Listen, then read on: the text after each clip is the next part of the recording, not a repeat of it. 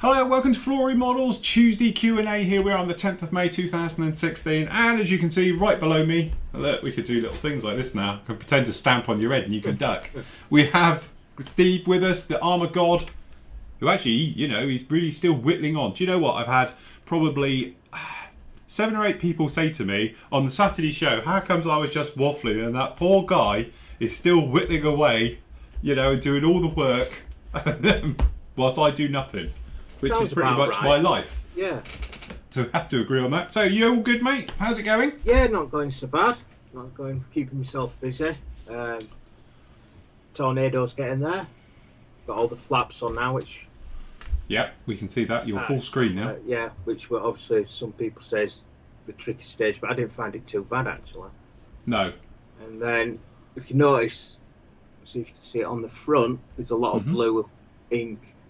I don't know where, I've read it somewhere recently that if you use a Sharpie marker, go over the panel lines, and then if you get a bit of kitchen roll and some IPA, you can just wipe it and it leaves ink in all the panel lines, so when it comes to rescribing, you can see where you need to go, and also if there's any gaps or anything like that. Yeah, that's a nice little tip. The only thing that worries me, what about if the if you don't get all the ink off the Sharpie, might that affect acrylic paint? No, it won't do. Can't see it. I'll hold you to that when it all goes there. Well, the thing is, I always give my model a really, really good clean with IPA. Yeah. For a start, so I'll do the same as usual for this, and then. No, it's looking very nice. Yeah, we're getting there. No, it is very good on that one. Good job, mate. Well, as for me, to be honest, I haven't done anything this morning because I wasn't here. I was out and about doing all different jobs and bits and pieces, and I must admit I was going having a test drive of a car as well. But tomorrow, honest, I will get this thing finished off, which I'm really happy with. The oils have gone down really well, and something me and Steve were speaking about earlier is I'm using... I need my other remote. Where's my other remote? I have a new remote, you see, so hopefully now we should, even if I change my camera, I need to zoom it around a bit. In fact, I could do with my other lights on, really. There we go. We have this stuff, which is low odour thinners, and we were just working out exactly what it is, and we think it's a paraffin-based iso paraffin, but basically it's like a terps substitute. But this has, it says low odour, I'll be honest, it has no odour thinners on this one, so it really is very good. And I was using it for doing all my oil work and all my bits and pieces. Down on the actual Halifax, and it had a full job right over it with it as well, just to blend it all down and take it down. We did the underside with it, we did the smoke stains with it, which is really nice, and say different way of doing it. Instead of doing the normal sort of airbrushing thing and just going in with the different shades and building it up, it's quite nice doing it with the oil because you can physically blend it more together. You know, when you're doing airbrushing, yes, you can sort of, you're overcoating and blending a little bit that way, but with this you're physically melting those colours and textures and everything together. And as we were saying yesterday, when you look across it, you can't see any texture. So perhaps where you'd get that flat, very dark look, or perhaps even stepping up where you get the streaks going down, this, it just gives it that look, which I think is perhaps a little bit more natural the way it is, because it would be leaking various things coming out the back and all those types of things. So actually I'm very happy with how that one turned out. Anyway, it is Tuesday, and so we're going to be going through as many of your questions. We might even be able to play catch up on this week, Steve, if we get on with it. Hopefully. Be a first. And then, like we were saying, me and Steve said what we're going to do after this show's aired, we'll set up a new one for next week where you can ask your questions throughout the week, and then me and Steve will be on each Tuesday afternoon with you, and then we can answer as many of your questions as we can, and then we'll roll them over, but hopefully we'll do enough for that week, and then that way this thread doesn't continue to grow and grow and grow to wherever we are. We're up to 337 posts so far, so we can that way be a bit more concise. The video will be with each particular week, and it'll go along like that. Anyway, Phil Davis asks, hi, a question for the boys. What is your non-modelling indulgence in your workspace? Man cave. Mine is is that a Dulas? Gusto coffee machine. Dolce. Gusto. Dolce. Oh God, it's almost like Skyfy. Right, go on Steve, what's yours? Modelling indulgence. Yeah, non-modelling indulgence. So what have you got that's not modelling related in your man cave? Well, I've got a massive TV just down there. Yeah. Everything else I need. And your PlayStation and all your bits. PlayStation, bed, settee, Yeah, everything yeah, down there really. yeah. And that's about it really. Yeah, I say mine here, as you probably saw in the vlogs, the bits and pieces, over there, it is my work, but also it's my gaming rig.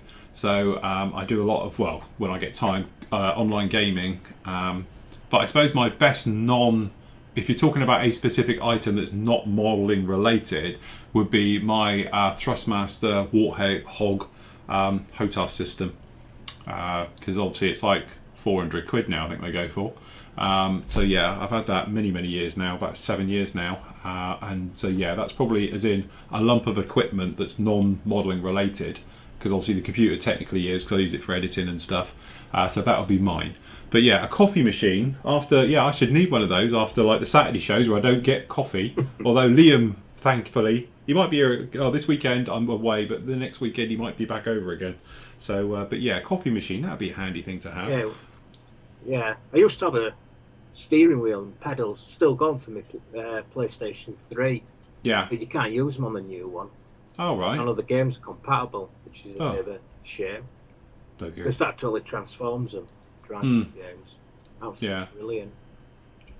Yeah, I must admit, driving online games is something I never really done. I used to do NASCAR years ago online, but yeah, I never sort of I went more down the flight sim route with DCS and doing that one. So yeah, that'd be my non. The only thing I was thinking of doing, like Steve will know as well, that when I look here, I've got a big window in front of me.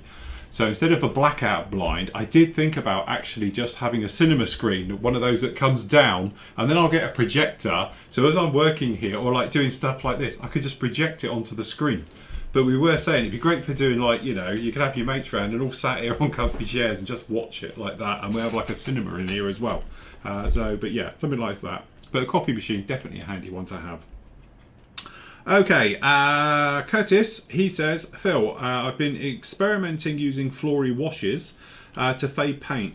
I've tried the white and the grey and over different surface textures, matte setting, but I'm not getting quite the results I'd like. Have you used your washes like this? Any suggestions? Thanks. Not 100% on your question. Obviously, I use mine pretty much as a standard over a satin finish for a light weathered look. If I'm doing heavy weathered look, like to be honest, like when we did the Intruder, I'm just thinking all the aircraft we've done heavy weathering, the armour, various bits and pieces, that goes over a flat finish because it gets caught in the surface texture. If you're thinking about mixing it to paint, you can do that as well. We've spoken about it. So what you can actually do if you wanted to is, for instance, you could, if you were doing like a brown or something weathered, you could add a little bit of grime to it, and that will give you more texture to your paint, and it'll flatten it down and everything else like that. And I know Steve's done it that way, haven't you, Steve? You've mixed it. Yeah, I'll show you again. And it does need respray because I did it the wrong colour. Let's see if we can get it. There we go. Like you can see where the non-slip surfaces are, where it's slightly darker. Yeah. All I did was just add a little drop of grime wash to the paint and sprayed over, and it really does give a natural look to it. It's brilliant. But obviously then you go throw your paint away after you've done it, so they don't take much wash at all. You'd be surprised. But it does work, and it is worth giving it a go. Because I say the thing that it'll do is it'll very nicely, it adds texture, and it'll add, as I say, change the colour slightly. So if you're thinking along the lines of like modulation and stuff like that, it'll work very well. So if you were doing like Steve's doing down there, the sand colours, then obviously the grime is a very nice one, but also you've got the sand colour wash as well. It'd be a little bit more sort of, I think it'll get more of an orangey, well, not so much an orange, but a dark sandy colour to it. So if you sand on sand, you're not going to see it. But if you want to go for a dirtier colour of, then obviously the grime. But just be careful if you're using the lighter colours like Steve doing there on sand. You don't want to go in there with dark dirt and that, because that'll really darken it down. Okay, but if you were doing darker colours like greens, you could add a touch of dark dirt to it, and then it'll give texture and more of a warm paint look to it, which is something I'm planning on experimenting or showing more of when I do the Berlin schemed chiefdom. So I'm going to use it through that, because you've got whites in there, so you can add tiny little bits of thing. It'll give it texture and it'll change the colour slightly. If you remember, which I haven't got it here anymore, when I did the F117, to be honest, that's a great one. When you're using black, you can add tiny bits of grime, because the grime, it gives it more of a flat. Then you get that sort of browny texture to it. You can come in tiny bit of grey in there. It'll give texture to it and it'll lighten the paint. So you can use it to modulate your paint, your acrylics as well. I wouldn't try it in an enamel paint, or certainly a lacquer-based paint. These are for more for your acrylics, because otherwise what's going to happen is it's going to just float. It's not going to, you know, mix in totally with your paints. But you can do it. It is safe, and you have no problem with it at all. But you said, apart from that, when we're talking about just normal washes to give effective grime in that, you can go over dead flat finish, but the trouble is you're not going to get it all off. You can pressure wash it just with warm water through your airbrush, and just literally pressure wash it off your model again, and you'll be good to go. But with all these things, just remember, make sure it's totally cured. Give it 24, 48 hours to totally go off before you start overcoating with it. Chris says, hi Phil, I'm building a 1/48 scale Kitty Hawk AH1 Viper fab kit. That's not something you often hear, is it? Kitty Hawk and fab kit in the same line. So yeah, obviously he's enjoying that kit. I did see it, I just thought it was a bit of a handful, that kit, but I haven't built it. The AGM 114 Hellfires, which are in the kit, are not very nice. Can you recommend aftermarket sets? If not, kit that provides decent Hellfires. I did try the Attack Squadron set, but the photo etch parts are extremely fiddly. Thanks again, enjoying the show, Chris. I don't know in 1/48th. Steve, what about 1/48th? I'm thinking 1/35th when I think helicopters, that's the only thing. Yeah, 1/48th. You could look at, I know Eddard had been doing a lot of missiles recently. Yeah. Or Hasegawa weapon sets. I believe one of them has Hellfires in. In 48th though? I don't know. Yeah, it might do. Your other option, if you're trying to be cheap and pinch them from a kit, you do get Hellfires, because I'm looking at it now at the Reaper. You do get GBUs, the laser guided bombs, and you get 4 Hellfires with it. They weren't too bad.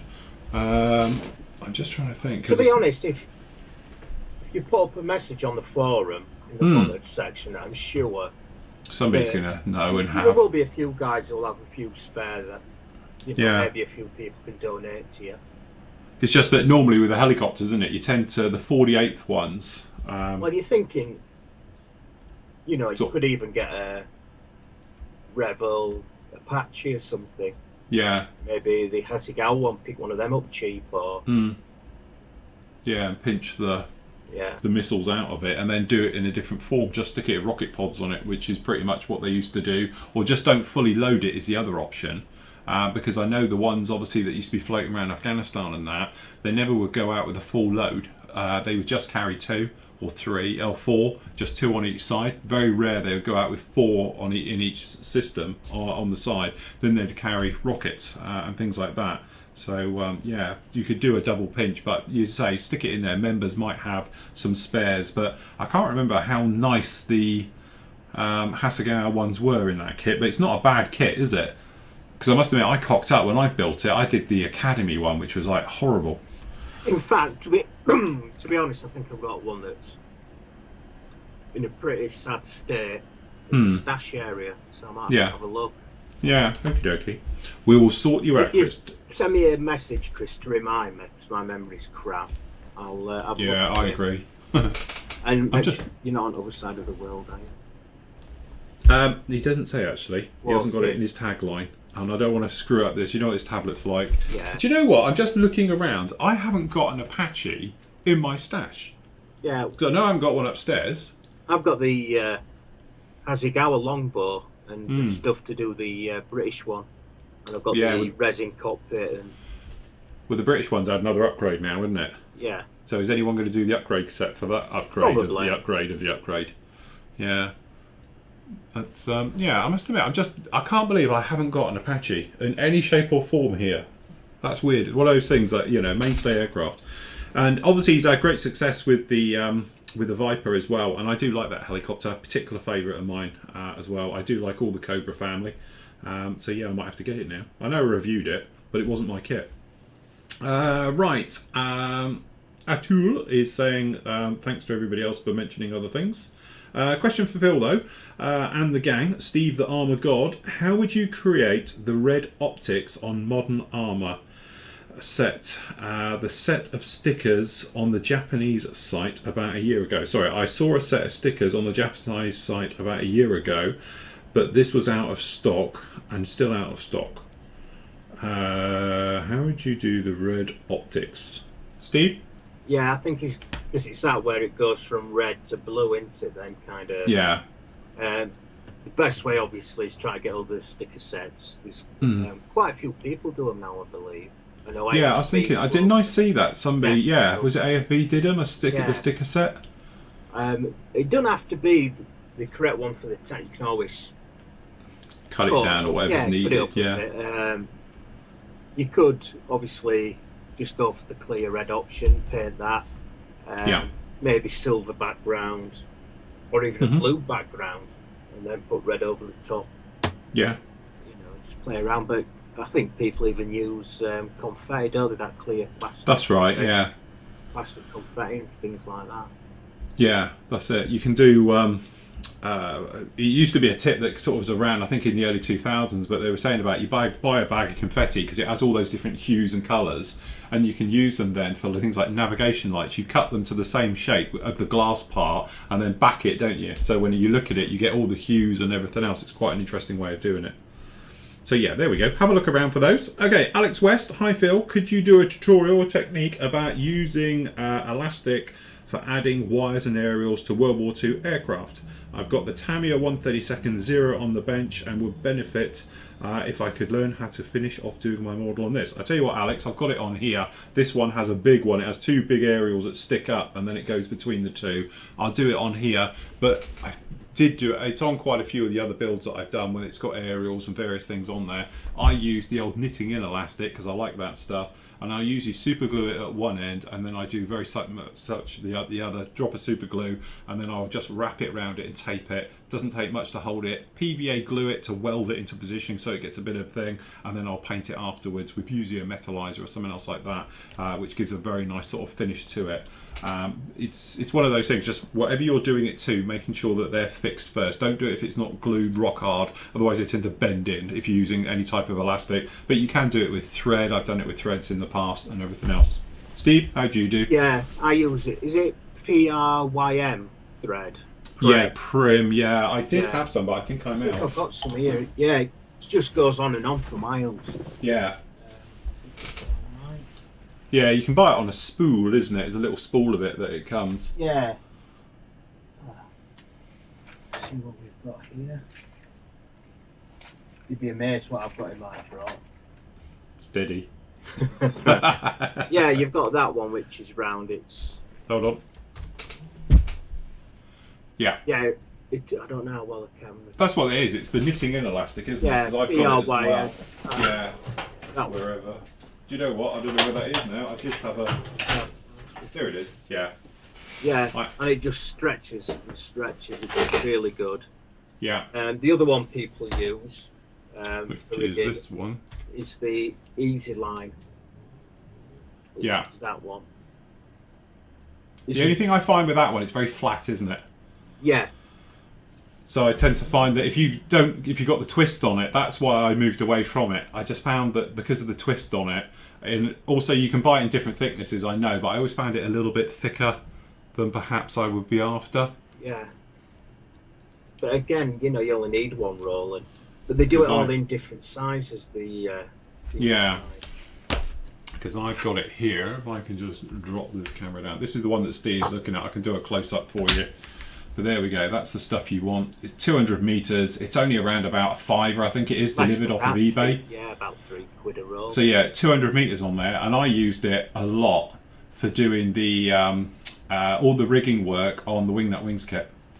But as you say, it's a knitting in elastic, that's actually what they call it, but it is by Prim, so it's PRYM, 200 metres, and it is absolute peanuts when it comes to cost. It is no cost whatsoever. So that's the one you want to, I would recommend, and that's what I use. And also what's amazing with this stuff, when I had it break down on the actual I had the big accident, if you know, when the shelf fell apart and my wing nut wings kit just got obliterated. None of this came off. It's obviously stretchy enough to take the shock after I painted it, and that is the thing. I painted this with a lacquer paint, and you would think that it would like make it go brittle and break. It hasn't at all, and it's still stretchy because I was stretching it around when I fixed it all back together, and had no problem with it at all. So definitely worth a couple of quid and giving it a whirl. Okay, so Christopher says, "Hi Phil, I have a question about primers and their colour.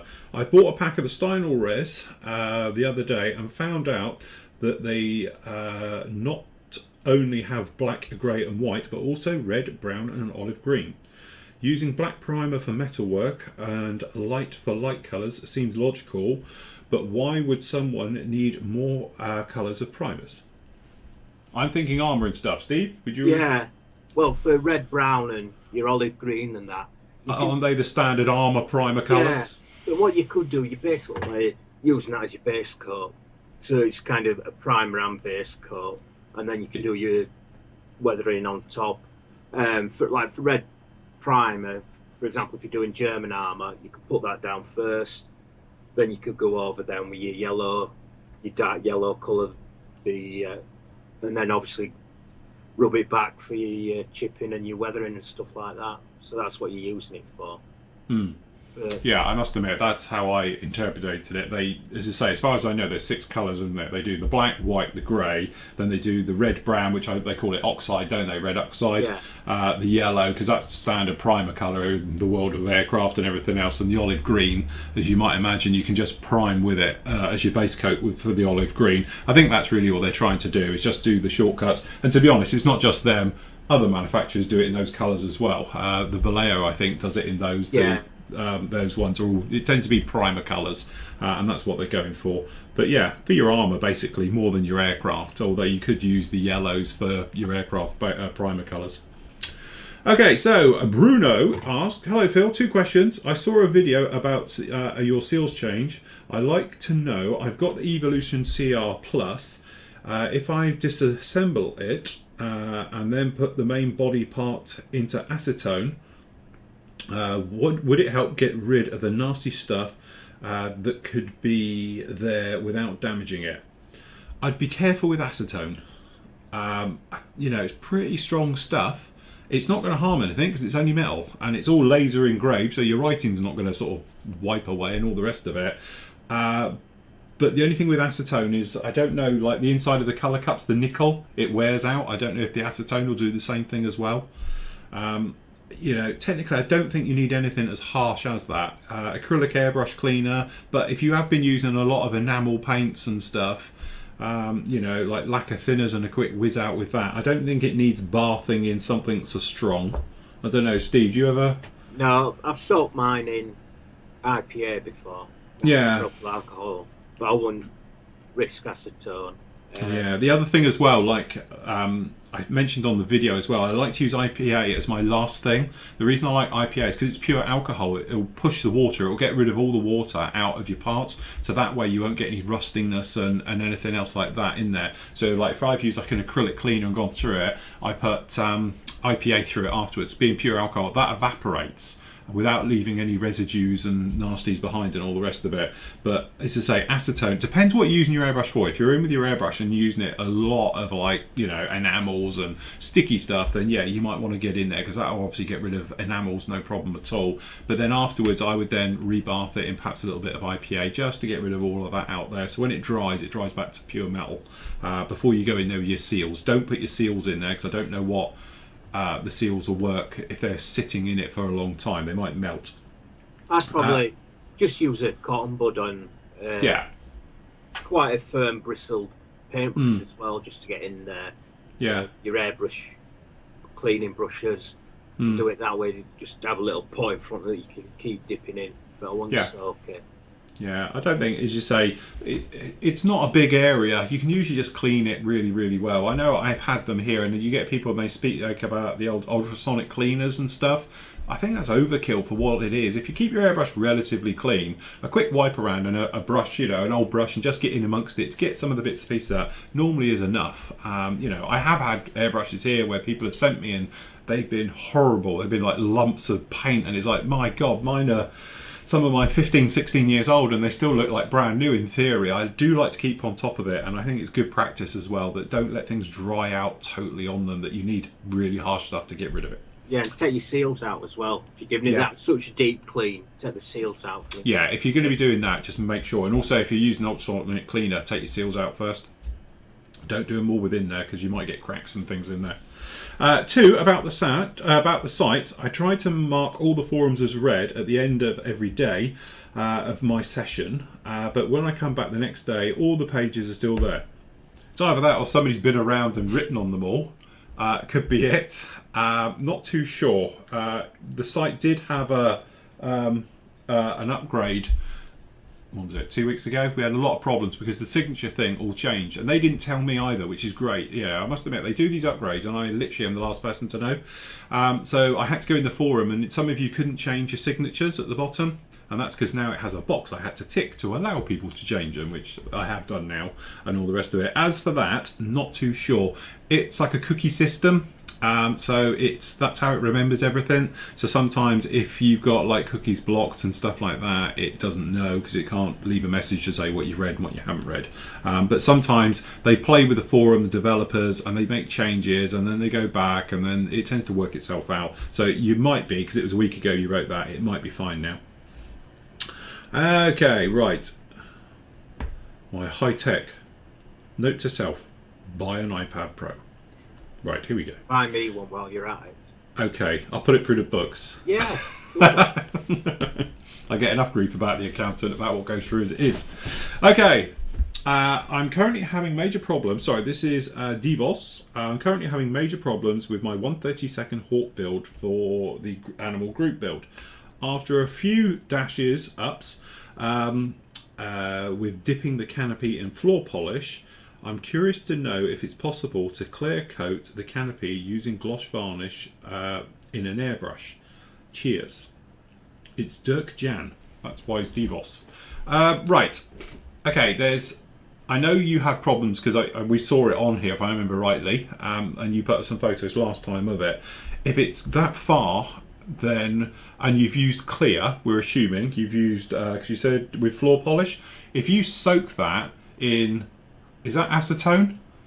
Clear gets rid of IPA, gets rid of clear?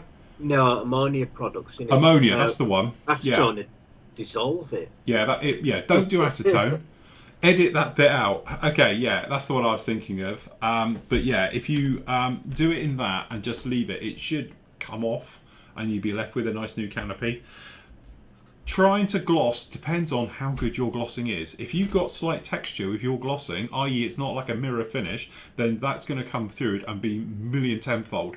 I have done, and I can show you, if I can, if my cable will allow me to walk this far, I have, which is now covered in dust, admittedly, but this guy here is a classic example of glossing your canopy. Now this canopy wasn't very nice at all. Okay, so if I do that and then this, and then that even. Okay, this is my canopy that I did my hawk with, which is really a mess. And as you can see, I've got a chunk out of it still here. I lacquered this when I lacquered the hawk.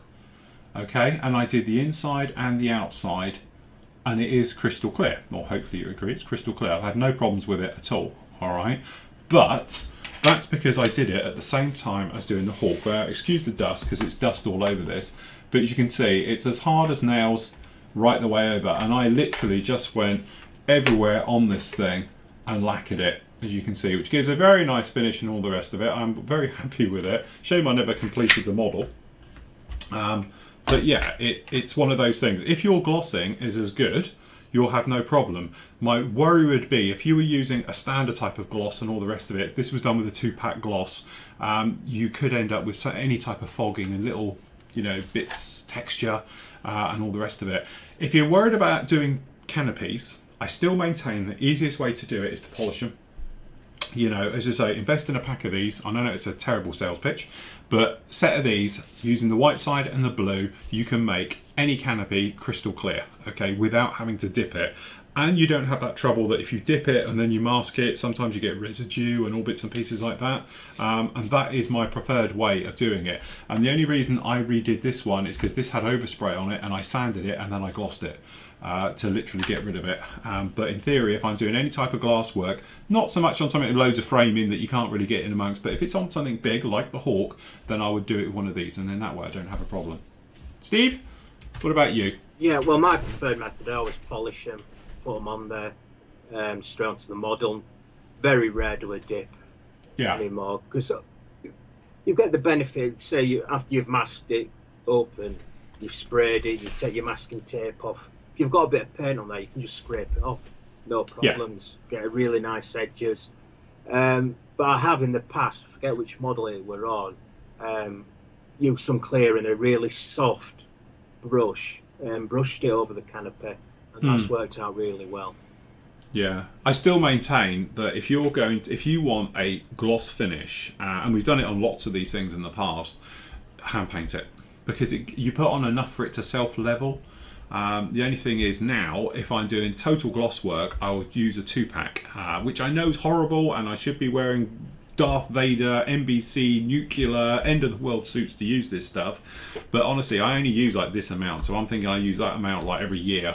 Once a year, I'm probably going to survive with an extractor on. So I know a few people were horrified when I used the old nipper stuff without actually having some protective gear and all the rest of it, which I know it is horrible stuff, and I know it's got nasties and it's got more caution and warning signs over it than I've ever seen before, but literally we are talking 5mm with an extractor running, and then that's it. And trust me, when I am spraying, if it goes airborne, I always leave the room, leave the extractors all running until it's clear, and then I'll come back in.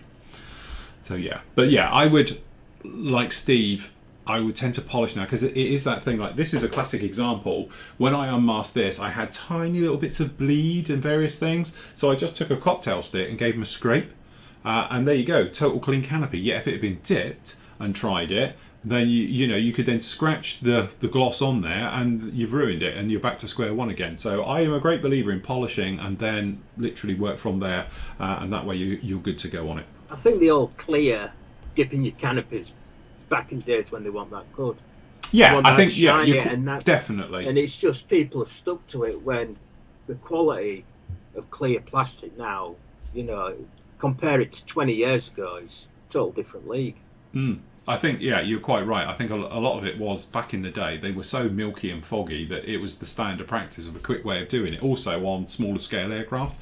But these days, as I say, I still maintain Hobby Bosses are still one of the clearest canopy ones you can do, because their stuff is uber clear and it's nicely packaged and all the rest of it. And I'm always quite a thing when it comes along and I'm like, oh, it's a Hobby Boss kit, and we did the AMX last week. You knew the canopy would be good, you were going to undo it, it'd be fine. I've yet to find a bad one.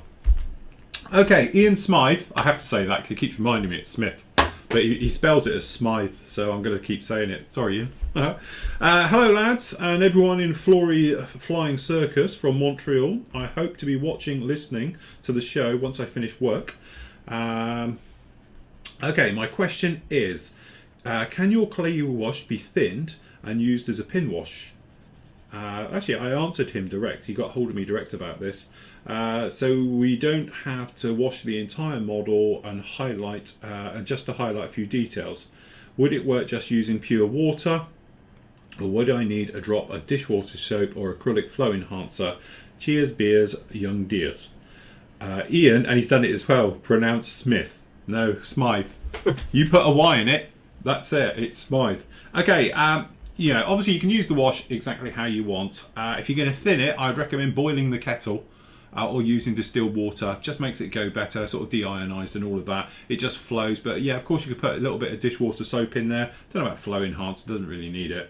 Okay, but yeah, you can use it as a pin wash. But the thing is, I designed it that it didn't care. you know, it doesn't need to be used as a pin wash. Just chuck it over there and just wipe it off. That's the whole point of it. But if you're doing it over a satin and a gloss, then obviously you want to be a bit more localized. But yeah, of course you can use it exactly how you want. The whole point of the wash is it's like, you know, just how and when you want to use it. Just chuck it down and you don't have to worry about it. But as for thinning, yeah, just normal tap water. If you're really heavily thinning, then you might need to. But to be honest, I've got distilled water in here. We used it for this guy when I did it, or something I was working on the other day. I can't remember what it was now. But we thinned with it. The helicopter went it on Saturday. To do the floor, again, just tap water straight into it, or distilled water, it'll be absolutely fine. There'll be enough in a small amount to go. But if you find it's just beading up and bubbling up, perhaps on gloss surfaces, tiny drop of, just one drop of washing up liquid, dishwater soap, that will do the trick. It will just make it flow then. The capillary reaction will run them off and it'll be fine. Okay, right, okay, Ron, and let me just bring this photo up. Hold on, I don't remember where it is. Where is it? It's, so that'll be 4, 5, 6. There we go. Hey. See, look, it's not that we pre-planned this at all. Okay, Ron has put up a lovely picture. He's put up, "Hi guys, I love the live show, keep it up. No question this time, I just wanted to share a picture with everyone. This is my 9-year-old granddaughter Grace. After completing her first solo model, she lives in Utah but stays with us here in Colorado for a couple of weeks each summer. And we do a model together as one of our projects, R2-D2, original MPC kit, and the new Rebel Millennium Falcon so far. I gave her this TIE fighter thinking she and her dad could assemble it together, but her mum, my daughter, says she disappeared into her room for a couple of hours and came out with this, with a look of pride and accomplishment on her face, which she absolutely does. Fantastic. I don't know if she'll actually take up the hobby, but at the very least, kit building teaches one how to think sequentially, following instructions. I can't even pronounce it, let alone do it. Following instructions and develop problem-solving skills. Yeah, a lot of kits do that. Not to mention eye-hand coordination and sense of compatibility through accomplishment. She'll be back in July. I've already ordered the new Bandai R2-D2 and BB-8, so it will be ready for her when she gets here. Sorry I went on so long. I know, I just wanted to join in and welcome one of our newest members to the hobby. Fantastic. Well done. It was Grace, wasn't it? Yeah. Well done, Grace. That is absolutely fantastic. That is. It's nice to see. Yeah, it is. Absolutely. Bless her face. Look, you see she's actually enjoyed it, and that's what we were talking about. Yeah. You know, sometimes it's just better to let them get on with it and create something. You know, instead of us as adults pushing them along saying, don't forget you need to do your seam lines, and you don't, just let them go at it. Let's face it, never hurt us. Yeah, well, all right. Just go for it and get the paint slapped on. Yeah, absolutely. And that's the thing, get the paint, you know, do your bits and pieces and just let them enjoy themselves. Let them do the creativity and all the rest of it. I know with my kids, when they first got into it, you know, we had F-15s that were pink with spots and everything else like that. And that's what they enjoyed doing. Leave them to it. Don't tell them to what colours they can do it. As I say, it's what they want to do. You know? I think it could really put youngsters off if you're there saying, no, you have to do it like this, and being too strict on them at an early age. Let them just have fun. Yeah. You know, if they want to get into serious modelling when they're in the teens, yeah, then it's different. Then you can teach them. Yeah, just absolutely. Let them have fun. But it's just letting them have, like she's got that look of pride of look what I've done and all the rest of it. That's what you want. You want them to have that, and then from that you can develop everything else. But you've just got to hook them into it, that they can produce something to be proud of, you know. And talking of Star Wars, if you haven't seen it in the UK, this week's episode of American Pickers on History, you go to this guy who collects Star Wars stuff, memorabilia, and that absolutely incredible collection. So you want to watch that? It's got all these prototype Yodas and. Oh right. So, fantastic! I will have to have a look at that because I do like a bit of Star Wars. There's no one's nose. Okay. Oh, and that's a quite thing. As you're all here, and I know not many people will watch this, so it'd be okay, I can tell people. I have got a little sideline project coming up, which I'm going to be doing in the next couple of weeks, maybe after I come back from the Snap trip, of doing a couple of the Star Wars kits. because I've sort of halfway been commissioned to do a couple, so I can share them amongst everyone. But they're all going to have a little bit of a twist on it. It'd be quite nice. Okay. Okay, Andreas. Hi guys. Could you please read the question? Information about Models Ago complete section is very important information. Well, it's probably out of date information now because it got skipped. Right. Okay. Scrap that one because we've probably an old bit. Models Ago. I don't know if they're selling them yet. But we're on about the blue clamps again. Yeah, they're selling them. Yeah. He's selling them now, is he? Right. Okay. So there we go. That's probably very old news. You can go and probably get them direct. Sold out at first, lot. No, I don't know, but go on there. Yeah. Oh right. Okay. Selling them. Yeah. Let's say no one's told me anything directly, so I get it all third hand now. Okay. So Richard says, "Hi lads. Is the new Johnson's Clear, who is looks milky and smells good, the same stuff as the old Clear?" No. Cue the tumbleweed sound. No. Basically, it's thinner. They've had to make it a milky colour to stop the kids drinking it. So instead of it looking like water or something harmful, it now looks like milk. Can't work that one out. They've had to give it a smell so blind people know what it is, apparently. These are all EU laws. Not saying we should come out for a minute. Well, I'm not actually, because I'm totally on the fence. So no one asked me that question because I've been asked loads of it. But yeah, the big thing is it's thinner. It's got a milky look to it. And it smells different. And it is not the same as the old stuff. It is different, but it works the same. Okay, so from the point of view of modelling, just treat it as you would before. It will still give you a waxed acrylic gloss, and it will dry totally clear. Don't worry about that. We did testing when it very first came out 4 or 5 years ago when they changed it. It is just the same from what we do. It's just it's thinner. So if you're dipping canopies in it, it's not going to be quite as thick as the old one, so you might have to do 2 or 3 dips with it to get the same effect as you would have done before. But seeing as we're now saying don't dip your canopies really, then you won't need it for that. But for general, just putting it down and spraying it, just treat it as you would the old stuff. Steve, are you still on the old stuff? You got the new stuff? I think they've just changed it again last year. Oh, so have they? Another stuff, but the last bottle I had was that one. Right, which is different to the one I've got. Yeah, it should be. You've got that one, haven't you? The red label. I've got that one, yeah. Well, that was the last slot, and I think now it's no longer called as the clear on it. I think it's something totally different. Oh, right. So they're not calling it Clear is now Pledge Multi-Wax Surface Formula on tiles, stone, or vinyl, or model kits, as it should have down there. I've still got this stuff, look. And mine hasn't yellowed, amazingly. But I've got another bottle that's unopened that has. So, yes, definitely. But yeah, it works roughly the same. It's just that it's not. But the actions of using it is exactly the same as it did before. But again, it's not as cheap as it used to be. And there's other options out there now. Like you can knock up your own for cheaper.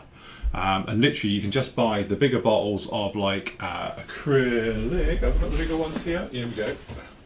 As you can see, this is what I do, which is mine is going slightly yellow now, as we can all see on this. But you can buy this one for like a tenner, and that will make up probably about almost 2 litres by thinning that. And away you go, you can do it that way. And it's roughly milky as well, it'll be the same stuff. Obviously I can't bring it up, but looking on Pledge's site, it's now called Floor Care Finish. Oh. It's in a clear bottle, it's clear liquid. Yeah. Blue label. Pledge Floor Care Finish provides a beautiful, transparent, long-lasting shine that stands up to the wear and tear of heavy traffic without yellowing. Right. So there we go. Yeah. I think I have to buy a bottle then. Which makes cleaning floors easy, yeah. Do they sell it in Asda? Multi-surface finish. I don't know, they might do. Right, well there you go. My mission this week is to pop to Asda and I'll pick some up. We'll go and get some.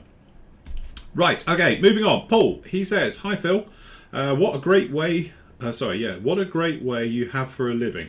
I've been with you for the last 9 years and I've seen your stuff on eBay for years, from years ago.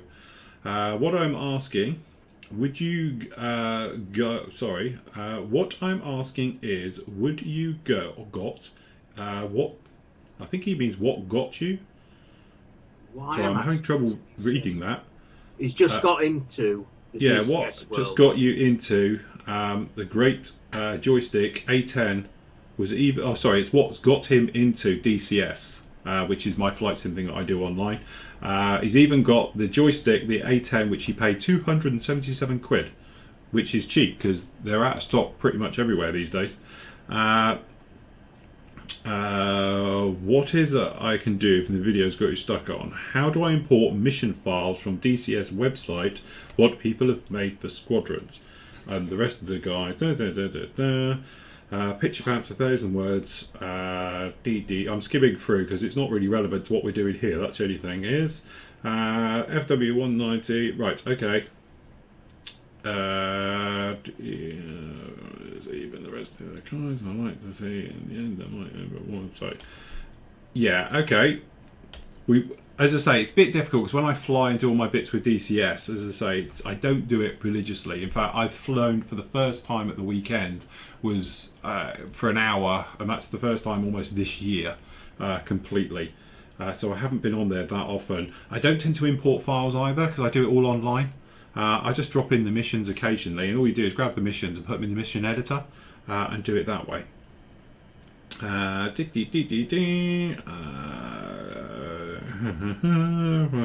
not your case of the tablet for the FW190 Husky watching sensors. How about using some of the Montex stencils on your 190 to see if they have a lot better aftermarket? Like you said, to show off to you guys different things at any time. I have seen all your video builds that you've ever used the first time for everything like you say. Also, there are some of my builds on your site if you'd like to have a look at them. Right, I will do. P.S. Looking forward to the video on the Flory Squadron. I don't think we'll be having a Flory Squadron DCS because I say I'm the last person to be on it. If you can always find me, I'm under Thunderbolt 101 when I fly online. So, which I'm Thunderbolt 101 for everything I do online actually.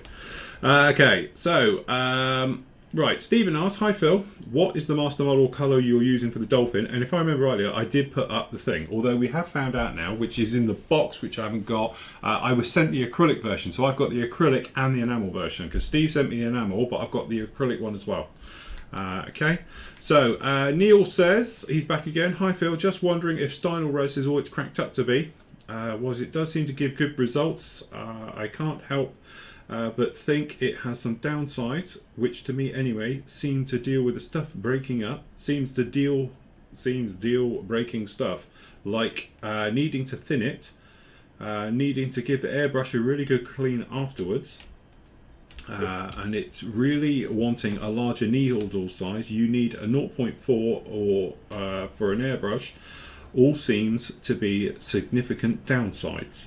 I'm currently using AK's primer, which while expensive per milliliter, it has a different smell. It's not lacquer based. It doesn't seem to have any downsides of Stynel Res.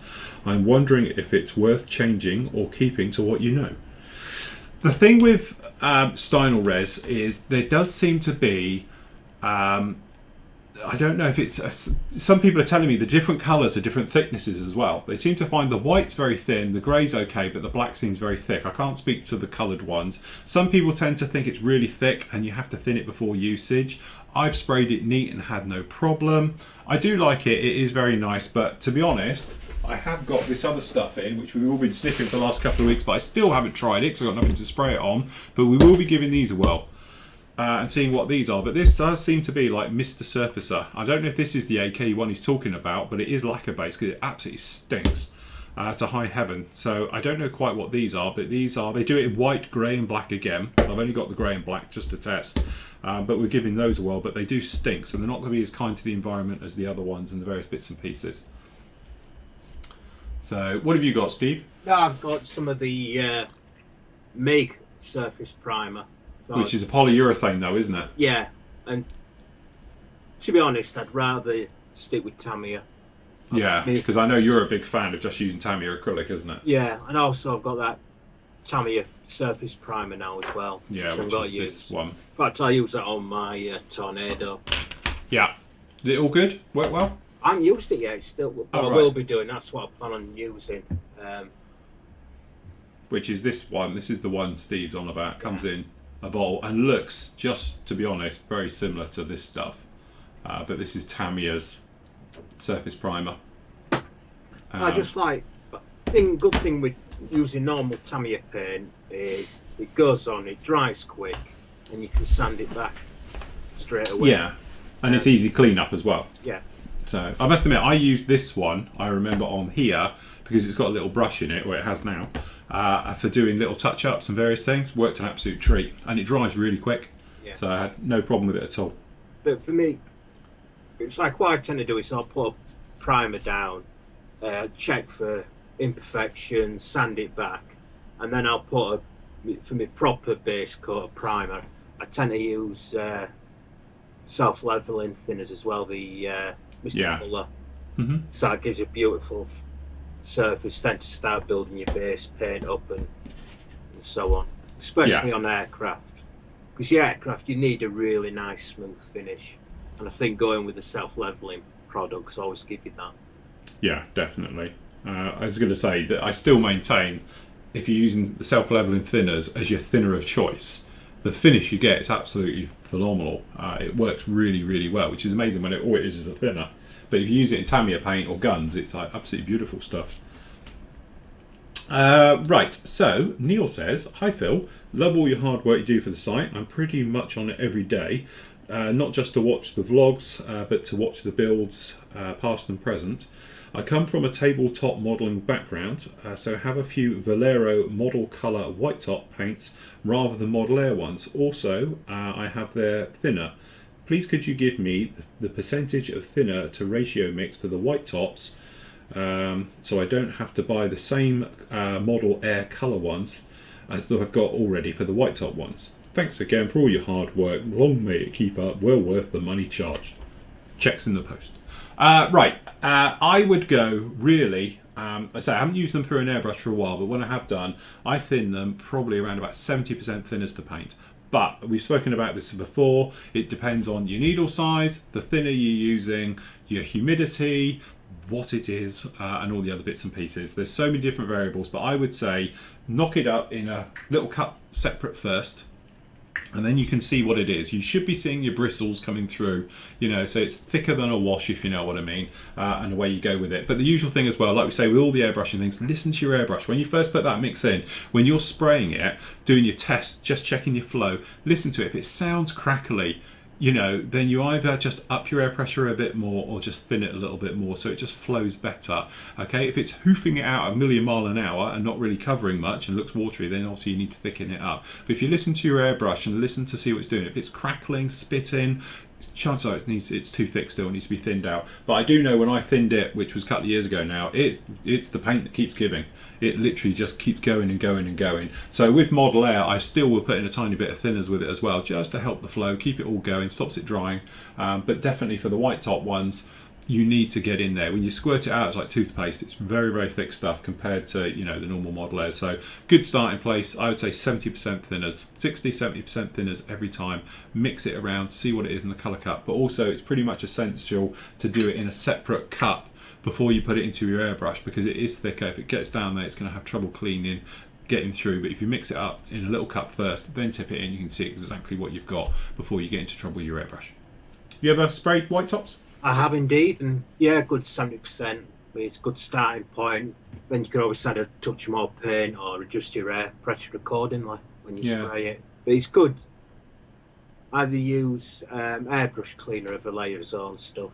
Yeah. You'd be surprised how good airbrush cleaner is actually.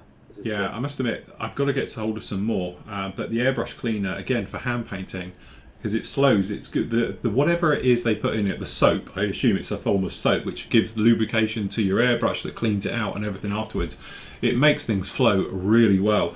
And many a time, mainly back in the day when I was doing commission work and things like that, and money was a bit tighter, it was literally a case of, we're out of thinners, we go just grab airbrush cleaner, and that's what you did. And it was the standard way of doing it, to the point where I was buying airbrush cleaner and thinning that a little bit and using that as well, with water, and away you went. Worked really, really well.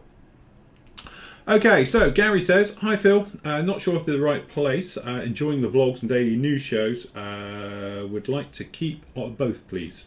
Well, yeah, that's gone. Okay, Paul Longhurst, hi Phil, I'm a new member and not used to the forums before, so I hope I get this question. I hope you get this question. I followed you on YouTube for many years. I had to pre-read these, I'm getting worried now. And now you've decided to join your merry gang of modelers. My question is your early videos you used a braided hose, but not now? You use a clear one. Is the clear one any better? P.S. I think you should have a pup vlog so we can see your black lab growing.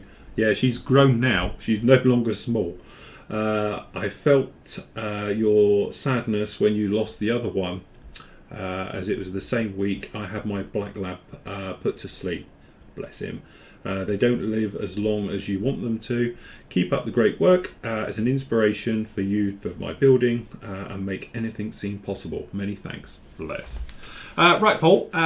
There's no difference between hoses at all. The reason I use a clear one is that I've sort of custom made my rig, which you'll see this week. I was going to do it today, but I still haven't edited it. I talk about all the compressors and airbrushes and all the bits and pieces. I've done a bit of thing for that, for probably go Thursday now, to be honest, for down here behind me. The thing is, having the clear one, you just cut it to what length you want. So this one, I know I can reach over here with it. This is why it's the length it is. It literally is this long. So that's all I've got, because when I sit here, it's long enough for what I actually need here. But technically you don't need a long one. The nice thing with the braided ones, they're more armoured, probably going to last longer than those will. The clear plastic ones, over time, I've had them go on me, literally go bang, which is always fun. But it's usually near the end of a join and that they're a little bit weaker. The braided ones are probably tougher, it's thicker, and it's less likely to get kinked and all the bent and everything else. But there is no particular difference between them whatsoever. It's just one of those things. What do you use, Steve? You braided? Usually I use a clear, but I've got because I've had to move my airbrush down here. Mm-hmm. If I can get it out, I've got the longer braided line on at the moment. Yeah. I just find the braided one just feels it's a bit more clunky when you're using it. I prefer the lighter.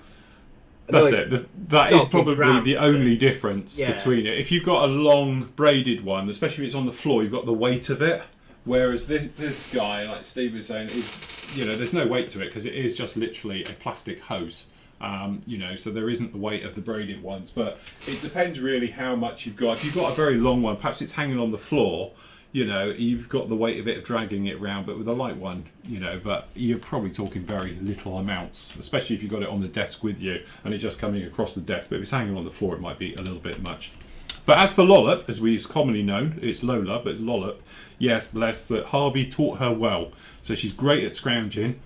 Useless at bringing everything back though, where Harvey was brilliant at it. But they are completely different, talk and cheese, but they are so similar, which is really weird because she's got a lot of his traits, which is definitely not Labrador traits, but yes. Sunbathing. Sunbathing's a classic example. Yeah, the other day, Lollop was sat out there sunbathing, which was a Harvey trait down to a T. Okay, so Chris says, have I missed a question? No, that was Paul. Right, Chris says, hi Phil and Steve. Just watched the Satyajee show, great stuff. I'm picking up lots of hints and tips as I get back into modelling after a long time. Thanks for putting on a really inspirational show. See, we're inspirational. I told you it'd work. They would get it. Okay, I have a couple of questions. First, Phil, I think this is one of your monthly group live shows. Recently, you mentioned Tamiya Liquid Surface Primer thinned with Mr. Colour self-leveling thinners. I've given up on Valero polyurethane primers as I just can't get on with it, so I thought I'd give the Tamiya a try. I tried it the other day on a piece of styrene sheet with a 50-50 mix. Although it went down okay, when cleaning my airbrush afterwards, it was starting to turn into a cheese string guns inside the airbrush.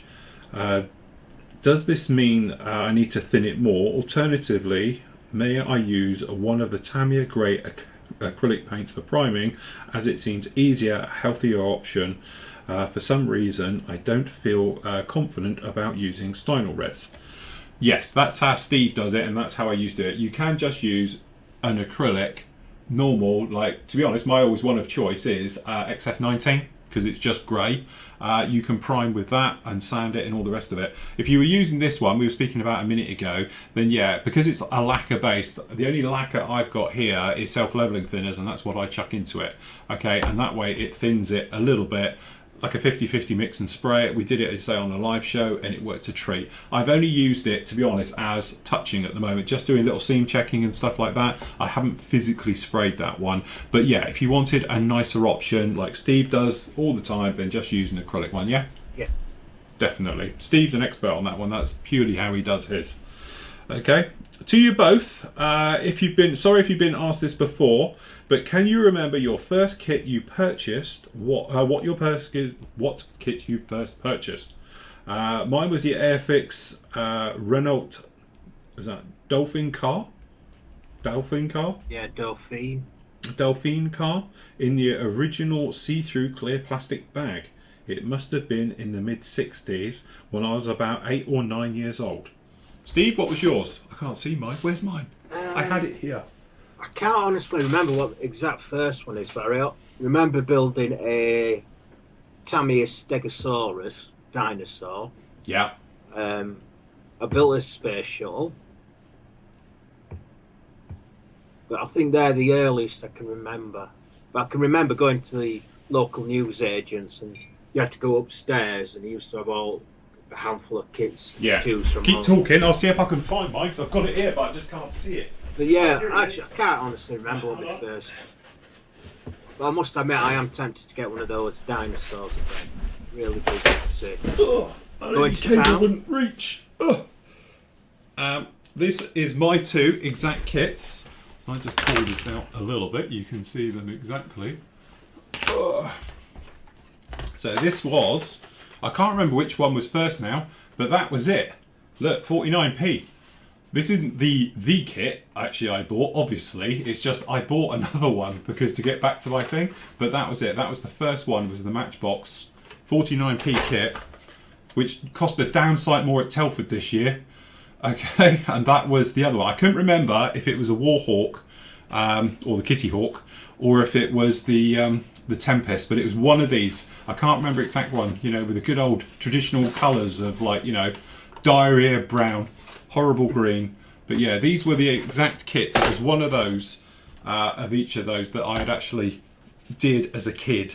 As I say, I think they were about 49p when I bought them as well. But it wasn't those. I got those in last year. We spoke about what was your first kit, so that's why I bought them, got them in. And one of the guys at Telford was off rummaging and found it and said, "Oh, that is the exact kit."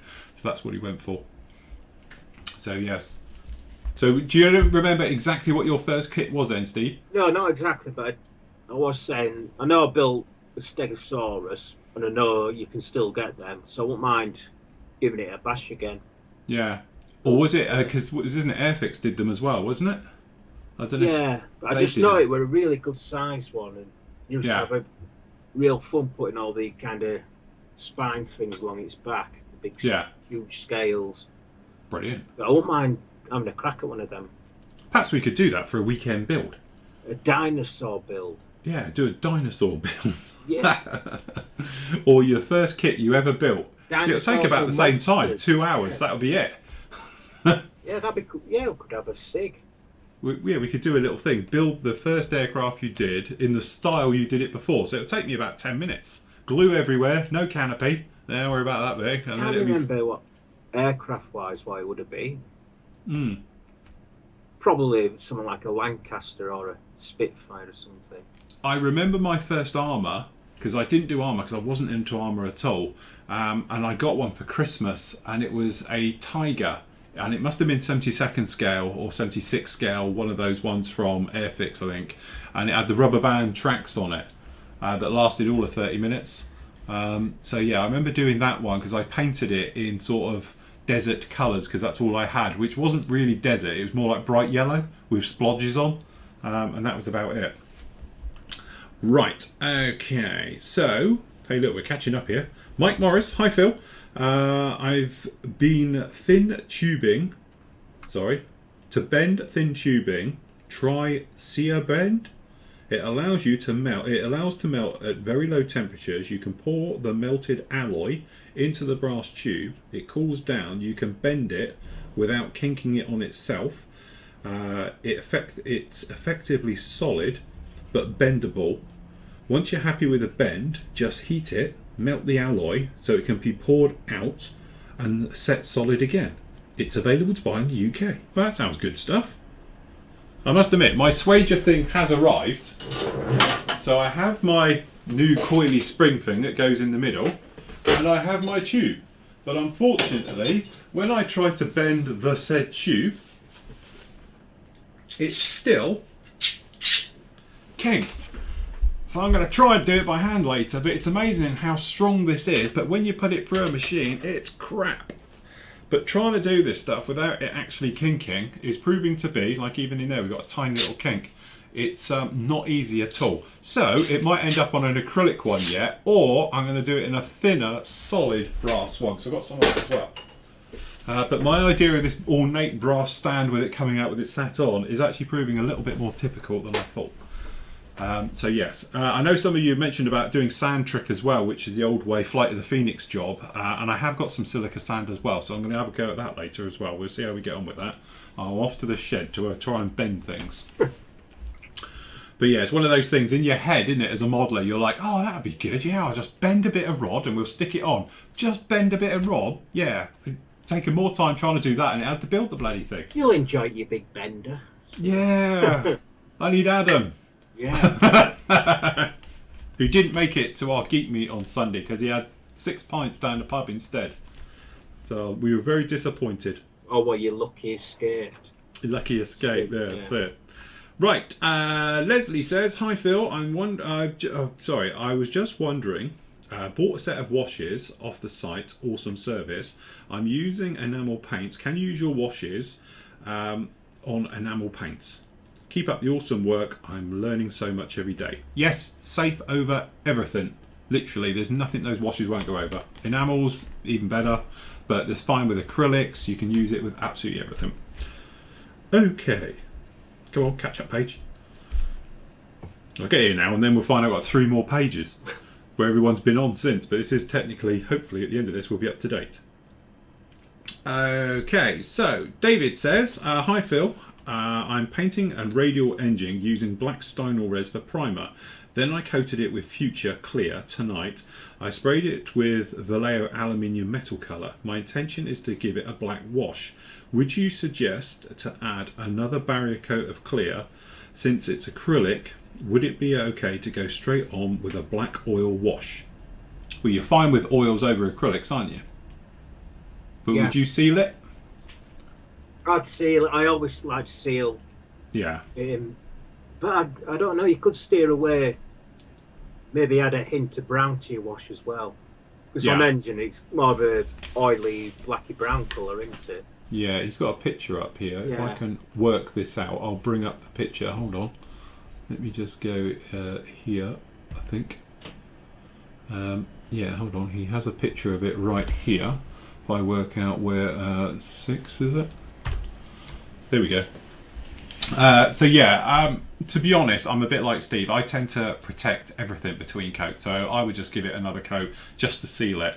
Their stuff's pretty good though. Once it's dried, and I mean properly dried, it is as hard as nails. But nice job on the old radial engine. It'll look nice because it was going to get caught in all the veins and the various bits and pieces, and it should be okay.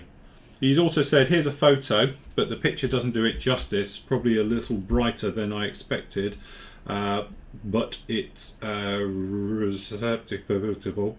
I suspect the washes will calm it down a bit. Looking forward to your feedback. To be honest, I'm a great believer also is you do things a little bit, wrong one, keep doing that, that's me. Make it always a little bit lighter. You know, even when you're doing any of your paintwork, I go lighter because it's going to have washes and weathering and that will darken it down. So the same with doing metals and engines. When I do my one for the 190, I'll do it quite normal aluminium and then knock it back with washes and that because they are going to darken it down all the time. Steve? Yeah, but on armour, sometimes it can start off dark, but by the time you've weathered it, you'll lighten it as well. So yeah. so it varies. Yeah, I suppose if with armour you'd Yeah. probably do more dry brushing and highlighting of areas.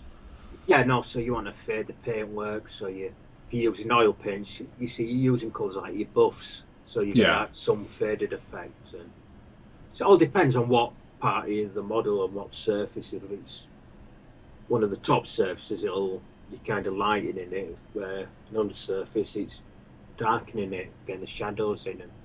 yeah, definitely. But I think you'll be safe with that one. That looks very good, coming on very nicely. Okay, Jimmy's put, hi Phil, currently building the Kitty Hawk. Is this the same question? No, different It's question. different. Currently building the Kitty Hawk 148 scale AH1Z, or the Viper. I'm looking at the riveting. I think he means riveting detail on the the riveting detail. It's super fine on this kit. Going to be a pain to put it back in after the sanding. My question is that I use Stynylrez as the primer. I'm thinking maybe not to use on this one, since I'm afraid of covering the riveting detail. But do you recommend just doing something like XF19 as a primer on this one, or would you still use the Stynylrez? If it's very fine detail, and this goes back to that thing we were talking about on last week's reviews for the Edard, amazing detail on their 109, I think a coat of Stynylrez is going to flood it and you're never going to see it again. But you could always thin the Stynylrez, like we were saying. If you was to thin that a little bit with a little, I thin it with IPA, then you should be fine with it and give it time to dry back. But again, if it's very fine detail, then yeah, you might want to play a little bit safer and just use an acrylic, normal, 50-50 mix, or maybe a little bit thinner, and just give it a whirl with that. Technically, when you're spraying over things, the things you fill that obviously come up, the things around it should come up as well, if you're on an even layer. If you really wet it and it just floods into all the recesses, then obviously you're going to fill them up a lot more. But if you're spraying quite dry, it should almost come up at the same level and all the rest of it. And technically primers are designed not to do that and various things. But unfortunately, if you're a little bit heavy-handed with your airbrush, you could end up losing the detail. So it might be well worth playing safe, going in with XF19, quite a dry coat with it as well. Don't flood it and do it that way. I've got to say, if you're really worried about it, just put your base colour down straight away. As long as you prep your surface, give it a good sand, the plastic, clean it beforehand. Yeah. Just go straight with your base colour. Maybe do 2 thin coats and you should be okay. Yeah. I must admit, as I say, I'm doing the 190, so no one panic before I get all the messages saying, But I wish now perhaps we'd done the 109, because you can get the engine for it as well. They actually do an aftermarket engine and detail set for that one, because it would be nice to actually try and have a go at painting that thing without losing all that lovely riveting detail, and to use a wash that will show it, because it would just be such fine detail. I think it would be really, really nice on that one. So it may be something that I might drop one in, perhaps do a quick build on it, and then do it as I see how it gets on. This is Malcolm, says, are you doing the Osprey out of the box? Yes, I am. It's going to be completely out of the box on that one. Gary Bishop, hi Phil, got a question or two for you. I'm painting a 148 scale Kinetic E2C Hawkeye with Stynylrez grey primer, and then pre-shading all of the panel lines with Tamiya XF1. Finally, to go over the overall coat with Model Air 121 light gold grey. Now the problem starts when I started taping off the nose, the paint and the black areas, and when I pulled the Tamiya tape off, the primer and the gold grey are pulled off in places, much like the metal paint does in places. I wiped the model with alcohol before painting it to clean off any grease and dust, but unsure why this is peeling like it is. The second model I have built, this is the second model I have built, and it has had the problem. I'm not sure what to do. One other thing that happens is when the paint scratches off really easy, even sitting it down on a paper towel, it leaves scratches. Any help or advice? Thanks again for the great Q&A. Gary from KY. Hear that, Kentucky? Right. If it may be that the plastic itself underneath needs keying in a little bit just to give the paint and the primer something to grip to. As I say, you said you've been all over it with alcohol and all the rest of it. Sometimes if it's a very shiny plastic, maybe just a very light sand just to give the primer something to eat into is the only thing I can thinking. If you're going down to plastic, if you're just peeling off the primer layer, I don't know. The thing is, it could be multiple things. It's one of those things that's very hard to track down because sometimes things do things, sometimes they don't. Little tricks you can do with the Tamiya tape to go back to old school. Make sure you don't just stick it down neat. When you do it, when you get your actual Tamiya tape, if I just show you on camera 2. Come on, camera 2. There we go. When you get your Tamiya tape and you peel out, make sure you put it over the back of your hands and take a little bit of the tack off.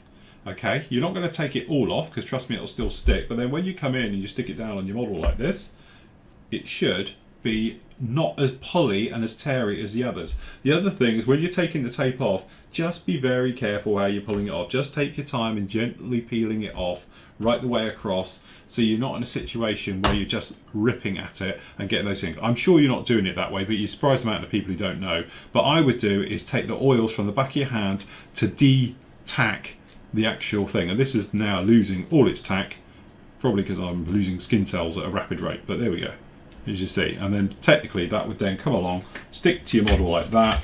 It's got enough bite on there, and when you peel it off you should be absolutely fine. But I would be more inclined to de-tack the tape as your first try, and that could be just be it. It might be just be your tack is too tacky tape.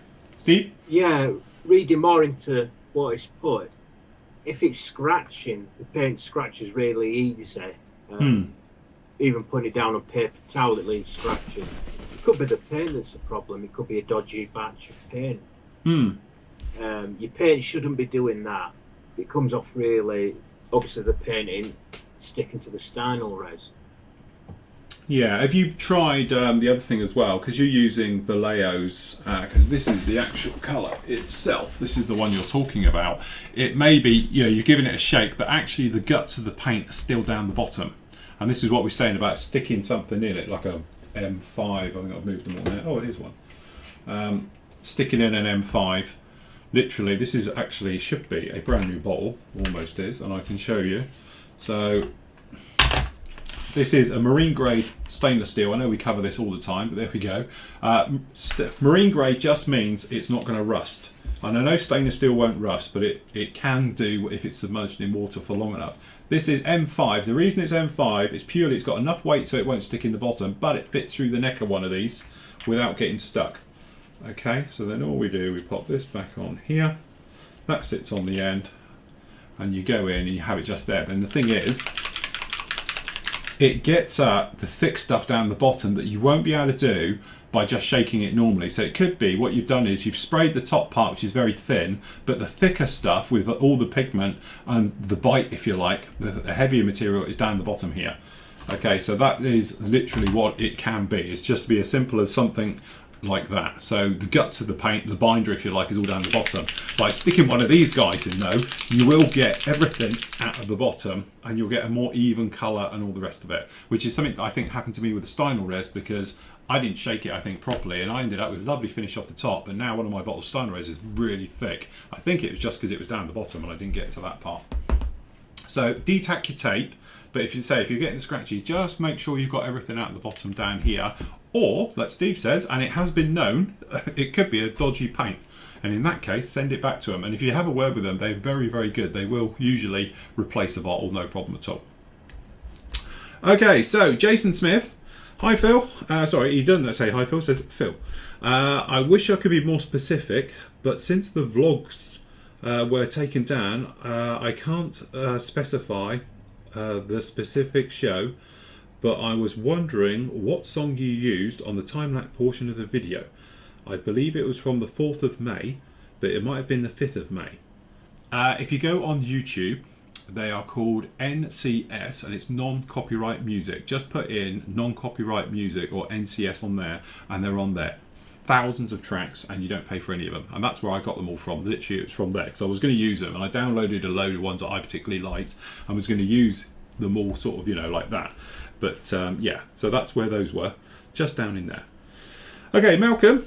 Hello, Mr. Phil. I'm starting my first 1/32 model, and I want to open up some panels for scratch building some avionics and engine compartments. When opening the hull, how do you retain the panel itself without destroying it? I want to retain the panel to have it hanging open. Very fine razor saw. That's how I do it. If you want to keep the one, just use the panel line and very fine. Don't just use a big thick one, but a razor saw, the very fine one, and cut it with that. And I don't drill a hole to start it. I literally just will go along the panel line. Basically, I think I show it quite a lot when we did the Typhoon build, the 1/24th, to open all of that up. But by using the panel line and a razor saw and just cut it literally like that, clean it up afterwards, and away you go. Pretty much as simple as that. Yeah, you could use a scriber as well. If you get a new scriber blade, just gently score along. Don't press too hard, let the scriber do the work, and just do hundreds of passes until you're free. Yeah. But you know, the thing is, if you're using a scribe as well, make sure it's a thin one, because obviously it's all about the thickness. Because if you take too much with it, if you try and put it closed again, you have a massive gap all the way around it. So as you say, if it's a scriber, like the trumpeter one is uber thin, you know, without damaging your very thin scribers. Okay, so Matt says, hi Phil and Steve. Phil, could you do a tutorial on building and painting and weathering and decaling bombs and missiles? I have done some great builds, but the bombs and missiles look like crap. Any suggestions or a build video to watch? Steve, can you recommend a good starter level armor kit? A friend bought me the Tamiya M1 Abrams, but it seems daunting to me. Everything I open the box. Right, bombs and weapons. Have a look at some of the videos that are in there. There is one about doing bombs, about using O-rings to do the yellow stripe on the front. If you just put in bombs in the search of the main site, I think it's in there somewhere. It may be in a tips area, something else like that. But I will do a standalone thing about weathering weapons, because I keep getting asked for it a lot, and it's something I'll have to put on my little to-do list for all the standalones I intend to do after we get going with these. Steve? To be honest, the Tamiya Abrams is a beautiful kit and should have no problems whatsoever putting it together. As long as you take your time, just follow the instructions, you know, it's nothing to worry about. It goes together really well. And to be honest, it's a good starting kit. Also, if you want any other, just look at the Tamiya range of armour kits. They're all pretty easy to start off with. Then you could start looking at Hobby Boss, Trumpeter. Then the more experience you get, you go onto your AFV club, and then when you're brave, go on to the Dragon stuff. But to be honest, just take your time with the Abrams and you'll really enjoy that, and it'll go together really nice for you. Fantastic. Sorry, just doing... Oh, this, I hate this tablet with a vengeance. So I'm just trying to put a placeholder in here. How the hell do you do it? There we go, add reply. Not as easy on one of these as doing the others. Yeah, don't do the main one, because that seems a right handful off the bat from what everyone's saying about the Abrams. I haven't seen anyone build it yet. There you go, Steve. When are you going to do that one? I haven't got one yet. Oh. You know, if you send me yours, I'll start it tomorrow. Oh, all right then. There we go. We send Steve mine and you get on with that one. I'll do it. It does look nice, don't get me wrong, it's just it's a lot of plastic in that kit. It was daunting to me to open it. Seems to have twice as much as anybody else's. So, but yeah, definitely very nice. There we go, we are up to date. And I know we went slightly over an hour, but hey ho, close enough. Lovely job. Thank you for all your questions and the bits and pieces like that. You know, as you said, what we're going to do is redo this area now. So we'll have a separate area for Tuesday Q&As, and we'll then archive it like we do all the other shows and the various bits and pieces, because this thread is now getting out of hand now. It's getting huge, and nobody knows exactly where it starts and finishes. So what I'm going to do is later on I'll put it up, and it'll be for the 17th, Tuesday the 17th Q&As, and then I'll put the thing up there. The video will go in there once it's done at the beginning of it, and all your questions will go below it. So you can ask as many questions from now on until me and Steve get around to answering them next Tuesday afternoon when we record this. Cool. See? Yeah. It works. We should be fine. Brilliant. So, here we go. So, Steve, what are you up to for the rest of the week? Anything exciting? I want to try and get me Tornado all done and dusted so I can start on my Eurofighter. Yes. And I'm also going to start doing some more work on my Russian bat too. Get a thread started for that. Mm-hmm. So that's got to be my week. And then just finished putting the windows in the old Dolphin ready for the next show we do. Right, I have to crack on with mine. I must admit, I did put the seats in. My seats are all in. I finished doing my harnesses off air the other night, and then I put the all the seats in and put them in, so it's literally ready now to be closed up, for want of a better word. Just need to solve the issue of the wrong door. Yes, the missing door. I don't know quite how to do that. I have got some clear 5mm acrylic sheet here, and I have thought about just shoving it in, but it's got a bulge to it and it's not going to look right. No, I'm just got to pinch the one off the other one and maybe try getting all the trumpeter. Oh, I don't have one to pinch one from. I have to buy the kit just to pinch the door off of it. And then did they do a version with the doors off, an assault version for somebody? That'd be the way to do it.